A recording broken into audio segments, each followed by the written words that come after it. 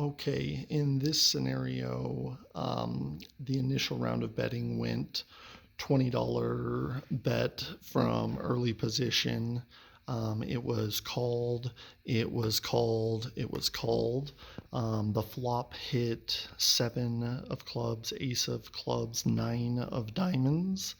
In this situation, we have the small blind has um, trips. The early position has ace high, so top pair, top kicker.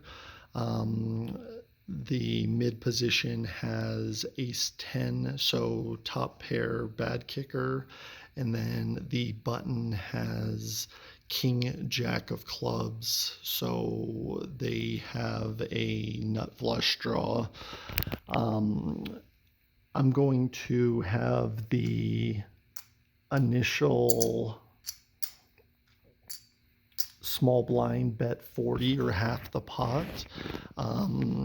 It really depends on the player of what they would do with trips. Some people slow play them, others always bet away at it. But in this situation, to kind of show a squeeze player why it's a difficult decision to make on the player, I'm going to just have them bet. The early position player is going to call the $40. The ace 10 is going to kind of realize that they're not in the hand anymore. So they fold out, and then it goes to the button player. So we have $160 into this pot. And I'm going to have them raise pot to the pot, so they're going to raise to 160. This is sort of a worst case scenario for the squeeze play because they're going to be like a 75% dog, so it's going to be a 1-4 shot because the nines that hit trips would call in this situation. But that's just kind of the nature of the game when you're doing a squeeze play like that. If they were playing just against the ace king, they're going to be in a much better scenario that the ace king has to take into account that they may be on a flush draw. They may have like an ace queen, ace jack, ace 10, something with top pair, worst kicker. But in this scenario, it would play out that the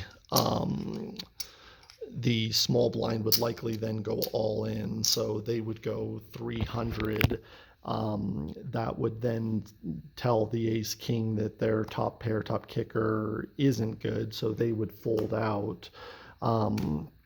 But their decision would then be that they're likely behind. They're really just playing off of whether they hit the flush or not. In with two cards to come, it's 1-4 odds, so they're at like a 25%.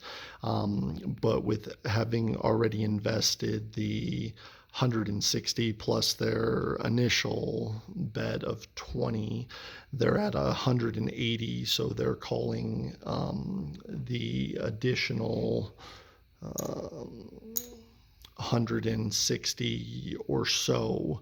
So it's likely that even though they were caught in their squeeze play, they would still likely call the 160. They have them covered, so it would be 40 change. And then they would have the two remaining cards to determine if they hit the flush.